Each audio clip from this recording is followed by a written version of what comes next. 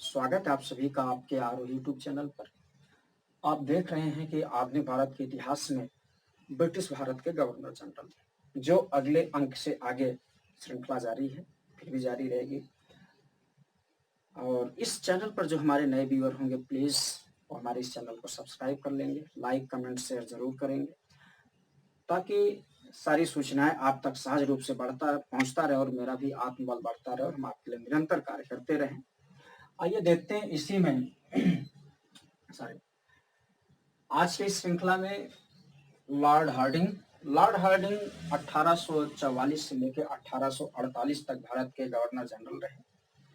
इनके समय की जो सबसे बड़ी उपलब्धि है, दो उपलब्धियों को गिना जा सकता है। पहली उपलब्धि है कि प्रथम आंग्ल सिख युद्ध इन्हीं के समय में लड़ा गया। प्रथम आंग्ल सिख युद्ध इन्हीं के समय लड़ा गया और लाहौर संधि के माध्यम से इस युद्ध का समापन हुआ और इस युद्ध का टाइम ड्यूरेशन 1845 से 1846 है।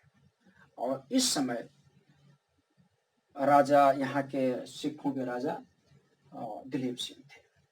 आइए देखते हैं इसी में एक और इनके द्वारा महत्वपूर्ण कार्य किया गया है कि मध्य प्रदेश के बस्तर या मध्य प्रदेश के या मध्य भारत के जनजाति एक जनजाति खोंड थी, इनके यहाँ नर बलि प्रथा प्रचलित थी और कैंपबेल इनके कर्नल कैंपबेल इनके ऑफिसर थे जिनके माध्यम से इन्होंने नर बलि प्रथा का दमन किया। आपसे पूछा जाता है नर बलि प्रथा का दमन किसने किया, अंत किसने किया और किस आदिवासी समुदाय में इसका प्रचलन था।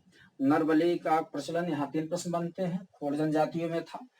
लॉर्ड हार्डिंग ने इसका दमन किया और इनका सहयोग कर्नल कैंपबेल ने किया। ये 3 प्रश्न आपके लिए महत्वपूर्ण है। कर्नल कैंपबेल को पूछा जाता है, खोड़ जनजातियों के बारे में पूछा जाता है। फिर अब बारी आती है लॉर्ड डलहौजी की। लॉर्ड डलहौजी 1848 से 1856 तक यहाँ के गवर्नर जनरल रहे। ये 36 वर्ष की अवस्था में यहाँ गवर्नर जनरल बने। इनके महत्वपूर्ण उपलब्धियों में द्वितीय आंग्ल सिख को देखा जाता है। द्वितीय आंग्ल सिख का टाइम ड्यूरेशन 1848 से 1849 है। इस समय यहाँ के राजा दिलीप सिंह ही थे और डलहौजी ने पंजाब का विलय कर लिया।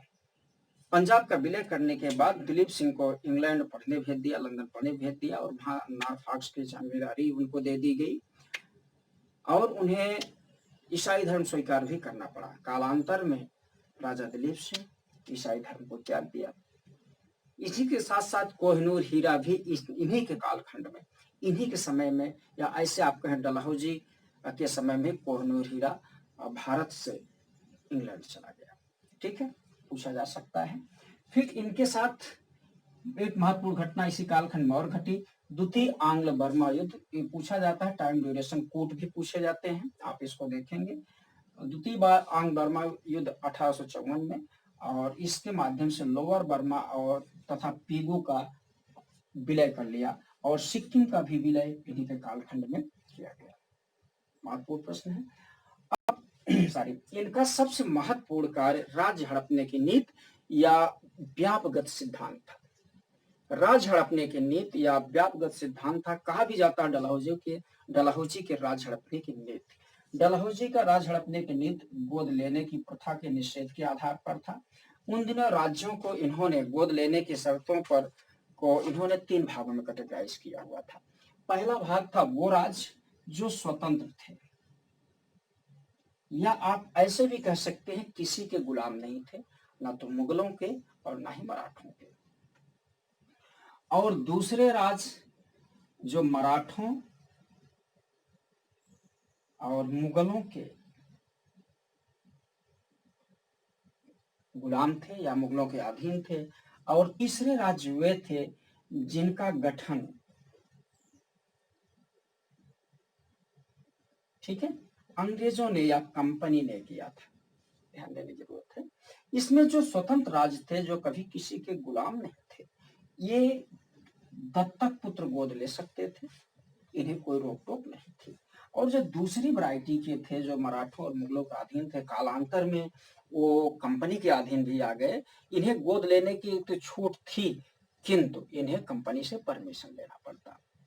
और तीसरे राज्य जो थे जिनका गठन कंपनी ने स्वयं ही किया था और उन्हें दत्तक पुत्र लेने का कोई अधिकार नहीं था, फलतः राजा के मृत्यु के बाद वह क्षेत्र कंपनी के दायरे में मिला लिया जाता था। इसी दौर में, इसी क्रम में लॉर्ड विलियम बेंटिक ने कुछ राज्यों का विलय भी किया। और यहाँ जो जिन राज्यों का विलय किया, जैसे हमने आपसे पहले कहा है कि पहला, अंतिम और विशिष्ट, आपको पहला राज्य देख लेना चाहिए, अंतिम राज्य देख लेना चाहिए और विशिष्ट राज्य रियासतें देख लेनी चाहिए।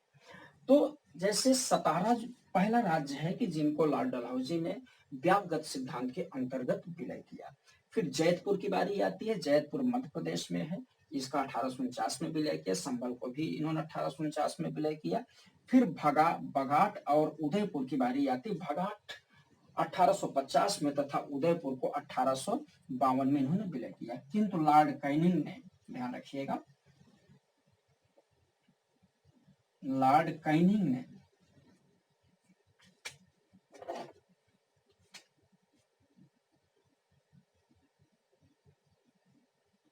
ठीक है, जब लॉर्ड कैनिंग वायसराय बने या गवर्नर जनरल बने तो इन्होंने बघाट और उदयपुर के विलय से मना कर दिया। और सबसे महत्वपूर्ण यहाँ एक विलय और डलहौजी द्वारा किया गया। 1853 में झांसी का विलय कर लिया गया। उस समय झांसी की रानी लक्ष्मीबाई थी, दत्तक पुत्र को मान्यता नहीं थी। 1857 में रानी लक्ष्मीबाई ने, जिसके चलते विशेष रूप से भूमिका निभाई। फिर उसके बाद 1854 में नागपुर। फिर 1856, ध्यान देने, मोस्ट इंपॉर्टेंट, 1856 जो डलहौजी ने जिस राज्य का विलय किया 1856 में अवध था, जो उनके लिए एक विशेष अभिशाप साबित हुआ। आप ऐसा भी माना जा सकता है कि जो अवध के लड़के थे या अवध के जो लोग थे वो विविध क्षेत्रों में फैले हुए सैनिक थे। ऐसा भी कहा जाता है अवध क्षेत्र के सैनिक, ध्यान दीजिएगा, अवध क्षेत्र के सैनिक पूरे भारत में फैले थे। ऐसा कहा जा सकता है सर्वाधिक सैनिक अवध क्षेत्र से आते थे। ऐसे भी कह सकते हैं कि वर्दी के बेस में किसान थे। जब अवध का विलय कर लिया गया 1854 में कुशासन का आरोप लगा के, पीछे हमने पढ़ाया है, कुशासन का आरोप लगाकर कुशासन एक रिपोर्ट प्रस्तुत की गई 1854 में। वह रिपोर्ट है के आउट्रम की रिपोर्ट, ध्यान रखिएगा, के आउट्रम। के आउट्रम की ये एक सरकारी रिपोर्ट है जिनके अनुसार अवध में कुशासन का आरोप लगाया गया। अवध में कुशासन है, उसके आधार पर 1856 में, ध्यान रखिएगा, 1856 में कुशासन का आरोप लगाकर अवध का विलय कर लिया गया। और उस समय अवध का नवाब वाजिद अली शाह थे। 1857 में उनकी बेगम हजरत महल ने अपने पुत्र, अल्पवयस्क पुत्र गिरजिस कादिर के नाम पर शासन सत्ता संभाली और 1857 की क्रांति में लखनऊ या अवध का उन्होंने प्रतिनिधित्व किया। इसी में एक और महत्वपूर्ण प्रश्न है कि लॉर्ड डलहौजी ने जो करौली, मध्य प्रदेश की रियासत करौली थी, करौली रियासत के विलय की आज्ञा नहीं दी थी। यह प्रश्न पूछा जा सकता है, क्योंकि विचित्र है। इसमें विचित्र क्या है, सबसे पहले के रूप में और बघाट और उदयपुर को कैनिंग ने वापस किया था और अवध का विलय दूसरे स्वरूप में किया गया था, जिसका एक विशेष, ठीक है। फिर लॉर्ड डलहौजी ने करौली को विलय की आज्ञा नहीं दी थी। इस प्रकार की रियासतों पर चर्चा कर सकते हैं। इन्हीं के समय में शिमला को, मोस्ट इंपॉर्टेंट, इन्हीं के समय में शिमला को ग्रीष्मकालीन राजधानी बनाई गई। फिर अगला प्रश्न है 1854 में चार्ल्स वुड डिस्पैच आया, जिसके आधार पर विश्वविद्यालयों की स्थापना की गई 1857 में, ध्यान रखिएगा। इसी चार्ल्स वुड डिस्पैच की रिपोर्ट के आधार पर देखेंगे कैनिंग के समय में, आगे लिखा हुआ है, कैनिंग के समय में कलकत्ता, बंबई और मद्रास तीनों प्रांतों में विश्वविद्यालय की स्थापना की गई। जब हम शिक्षा पर चर्चा करेंगे, शिक्षा को आप लोगों को पढ़ाएंगे तो हम इसकी चर्चा कर लेंगे। उन महत्वपूर्ण बिंदुओं को हम टच करने की कोशिश कर रहे हैं जो आपके परीक्षा में आते हैं या आए हैं या आने की संभावना है। मुझे आशा ही नहीं, पूरा विश्वास है आप समझ रहे होंगे। साथ में नोट्स भी बनाते जाएंगे। बहुत चुने और सधे प्रश्न आपको दिए जा रहे हैं। इसके अतिरिक्त 100% दावा है जो हम पढ़ा रहे हैं उसके अतिरिक्त प्रश्न नहीं बनता है, नहीं बनेगा, ना तो आएगा। आइए देखें।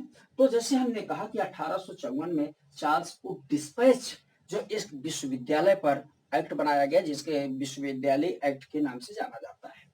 फिर 1853 में इन्हीं के कालखंड में, ध्यान रखिएगा, 1853 में इन्हीं के कालखंड में सबसे पहली रेल लाइन बिछाई गई बंबई से थाने के बीच में। ये अपने औपनिवेशिक हितों की पूर्ति के लिए सबसे पहले बिछाई गई। जब हम उपनिवेशवाद पढ़ाएंगे, अभी आपको उपनिवेशवाद नहीं पढ़ाए हैं, हम केवल अभी गवर्नर जनरल पर चर्चा कर रहे हैं। इसके पहले हमने कुछ वीडियो बनाए हैं, 20-22 वीडियो आपके पढ़ चुके हैं मॉडर्न हिस्ट्री पे, जो ईस्ट इंडिया कंपनी का स्थापना और राज्यों के साथ उनके संबंध के बारे में हमने चर्चा किया हुआ है, उसको आप देख सकते हैं। तो प्रथम रेलवे लाइन की बात हो जाती है तो 1824 में जैसे इंग्लैंड में प्रथम रेलवे लाइन बिछाई गई, उसके तत्काल बाद देखिए कितनी जल्दी अपने औपनिवेशिक हितों की पूर्ति के 1853 में भारत में पहली रेलवे लाइन, और अगले वर्ष 1854 में कलकत्ता से रानीगंज, ठीक है, यहाँ दूसरी रेलवे लाइन बिछाई गई। आपके यहाँ इन दिनों प्रश्न पूछने का ट्रेंड बदल रहा। अभी तक आप देखें कि प्रथम आपसे प्रथम पूछा गया, अब ऐसे कूट में घुमा के पूछ लेते हैं प्रथम ये था तो दूसरा क्या है। इस प्रकार के प्रश्नों के लिए भी आप तैयार रहें। इस प्रकार की सूची हम विशेष आपको प्रस्तुत करेंगे। आइए आगे देखते हैं। 1854 में कलकत्ता और आगरा के बीच तार लाइन बिछाई गई, पहली तार लाइन बिछाई गई कलकत्ता और आगरा के बीच, और इसके चेयरपर्सन या इसके अधीक्षक बनाए गए ओघनेसी एक ऑफिसर थे, ये इसके चेयरपर्सन बनाए गए। और मोस्ट इंपॉर्टेंट है 1854 में भारत में डाक टिकट की शुरुआत हुई। इसके पहले डाक टिकट की शुरुआत नहीं हुई थी। 2 पैसे डाक टिकट लगते थे, और ये डाक टिकट भी 1857 के विद्रोह का एक कारण बना। सैनिक भी इसके चलते आक्रोशित हुए थे। और 1854 में नया पोस्ट ऑफिस एक्ट बना, जिसमें सैनिकों के ऊपर भी जो पहले निःशुल्क उनकी डाके जाती थी, उनको डाक टिकट लगाना पड़ता था। तो डाक टिकट की शुरुआत किसके समय में? डलहौजी के समय में। कब? 1854 में। और मोस्ट इंपॉर्टेंट 1854 इन्हीं के समय में पीडब्ल्यूडी लोक निर्माण विभाग का भी निर्माण कर दिया गया, स्थापना की गई। और गंगनहर राजस्थान में गंगनहर का निर्माण कार्य इन्हीं के समय में पूरा करवाया गया, डलहौजी के समय में। फिर ध्यान देने की जरूरत है, एक विधवा विवाह अधिनियम है, विधवा पुनर्विवाह अधिनियम 1856। अगर आपसे पूछा जाए विधवा पुनर्विवाह अधिनियम 1856 किसके समय में विधेयक पेश किया गया? विधेयक अगर पेश करने की बात आए तो पेश डलहौजी साहब के समय में हुआ था, किंतु कैनिंग के समय में, ध्यान रखिएगा, कैनिंग के समय में विधवा पुनर्विवाह अधिनियम पारित हो गया था। ये दोनों प्रश्न कंफ्यूजन वाले प्रश्न है। पारित की बात आए तो कैनिंग साहब का नाम लेंगे, और विधेयक की बात आए तो आप डलहौजी का नाम ले सकते हैं। और इन्हीं के समय में 1855 और 56 के बीच में संथाल विद्रोह हुआ था, जो जिसमें सिद्धू और कान्हू नामक 2 भाई भाग लिए थे। जब हम जनजातीय विद्रोह पढ़ाएंगे तो हम विशेष रूप से इस पर चर्चा आपके साथ करेंगे। आइए देखते हैं। अब इसके बाद कैनिंग की बारी आती है। कैनिंग का टाइम ड्यूरेशन है 1856 से लेकर 1862, ठीक है।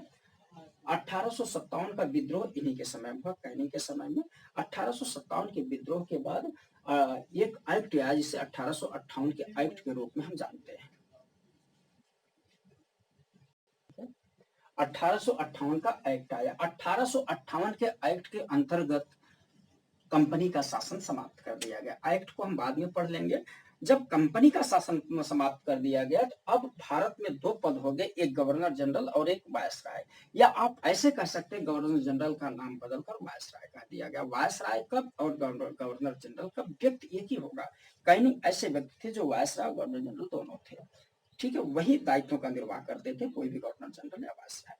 जब कोई रानी विक्टोरिया से या ताज से सीधा कोई आदेश आता था, ध्यान रखेंगे, कोई आदेश आता था, उस आदेश का पालन करते थे तो वो वायसराय कहलाते थे, वही व्यक्ति, वही पर्सनालिटी। और जब किसी यहाँ आंतरिक कार्यों का, आंतरिक दायित्व का संचालन करते थे तो वो गवर्नर जनरल कहलाते थे। ध्यान रखेंगे, दोनों में बेसिक अंतर है।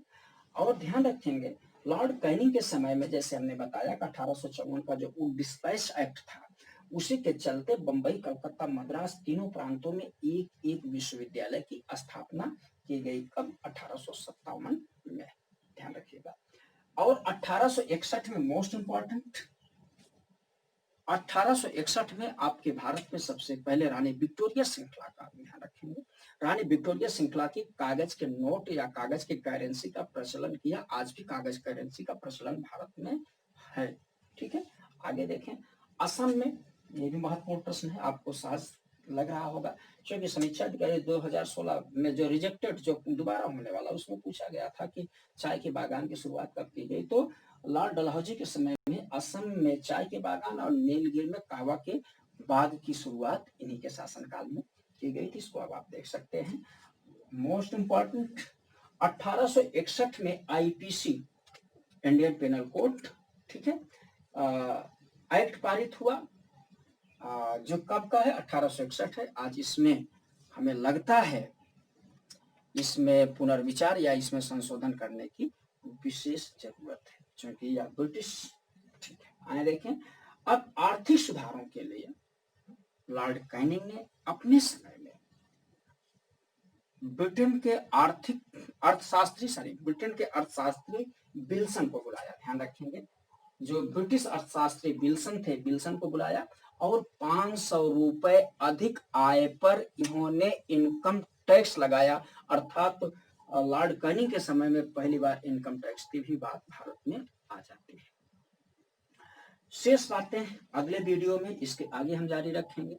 तब तक आप लोग इसको देखें, इससे लाभ उठाएं और हमारे इस चैनल को ज्यादा से ज्यादा लाइक, शेयर, सब्सक्राइब करवाएं। नमस्कार।